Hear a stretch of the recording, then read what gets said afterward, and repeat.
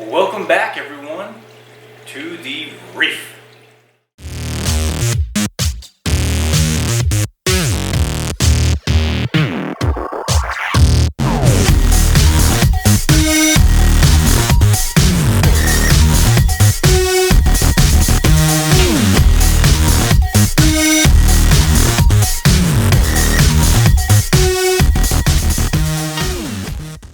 On today's episode, we're going to be talking about this tank right here, this 45 gallon, and how I rescued it.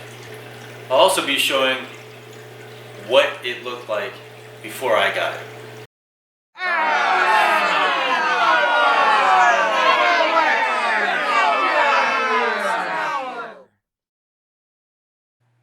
So upon receiving this tank, I noticed that the buildup was just insane, the calcium buildup. So that was my first step.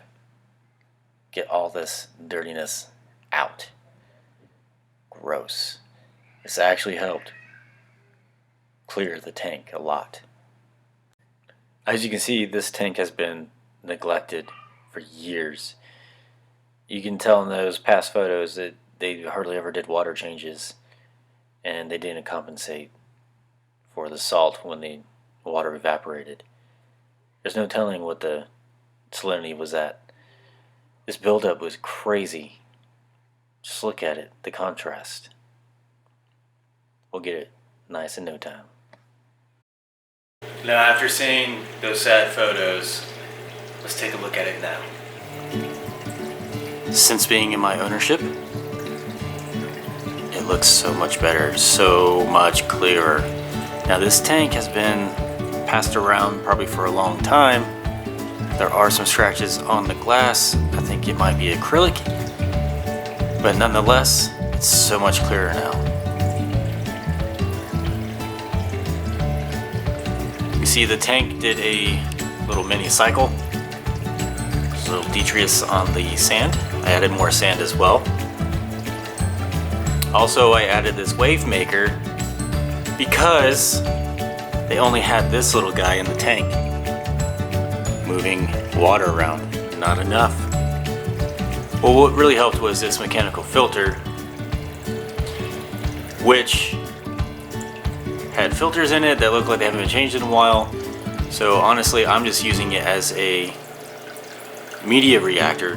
I have some charcoal in there, and Purigen, and filter floss, and that's about it. I also added a thermometer. The tank did not have one, which is dangerous because you don't know what the temperature of your tank is at. Also, they had 5 heaters in the tank. I replaced all 5 with just one. That's all it needs. The thing felt like a dang jacuzzi. I also added the skimmer that I had on the Nano, but I decided to go skimmerless on the Nano. And it did not have a light, so I used the stock Evo light so that the tank would have some type of illumination.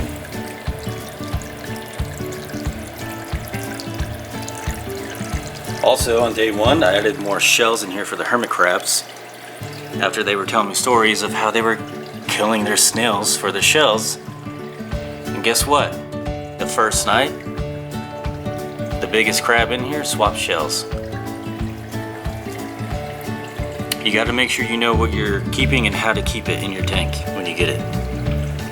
I also added this piece of rock that was in the Evo to give it some more bacterial seed. And it did come with a clown and a damsel, and there was a lawnmower blenny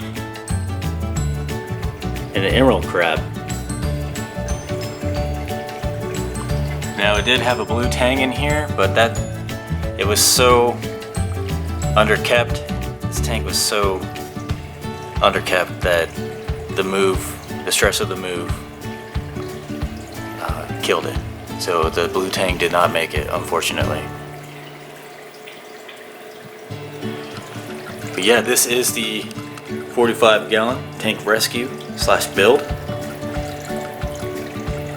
Hope you follow this build So I've got all kinds of things planned for it.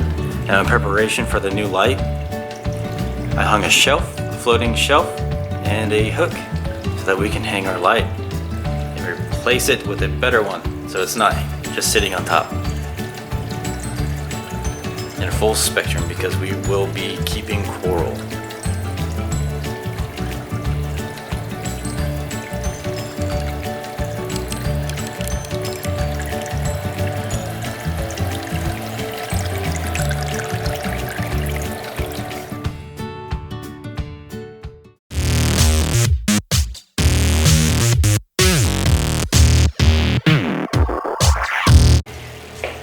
Now I'm super excited about this build because I'm actually going to be getting brand new live rock slash not live rock, Florida rock, and build us a new scape.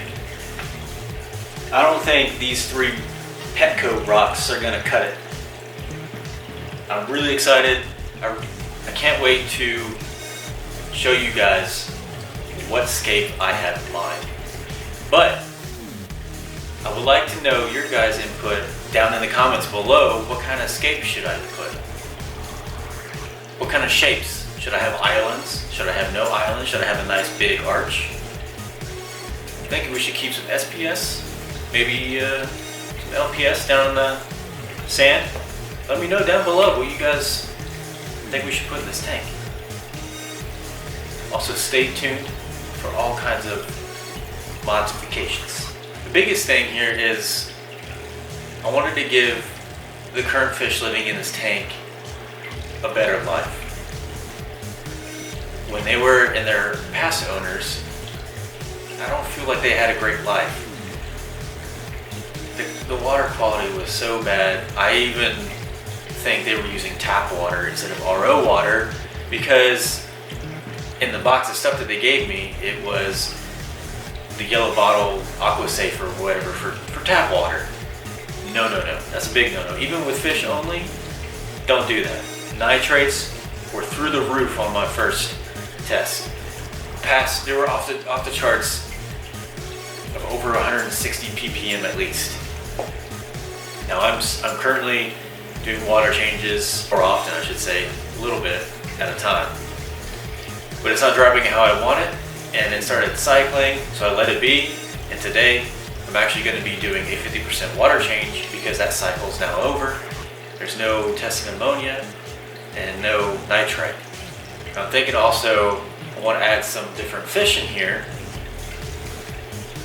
I'm thinking maybe yellow tang. I'm not sure though. Once again, down in the comments below, please let me know what kind of fish would you like to see in here. I don't mind you guys giving me suggestions, and we'll see what our fish stores have in store. Alright guys, well this was the episode to introduce this 45-gallon saltwater tank that was fish only with live rock, but we will turn it into a flourishing reef. I hope you enjoyed this video. I hope you'll stay tuned, and I hope you follow and subscribe to this build. I just want to say thank you all for watching. I appreciate all of you who have subscribed so far, and I hope to grow this channel even more. Saltfish TV, out.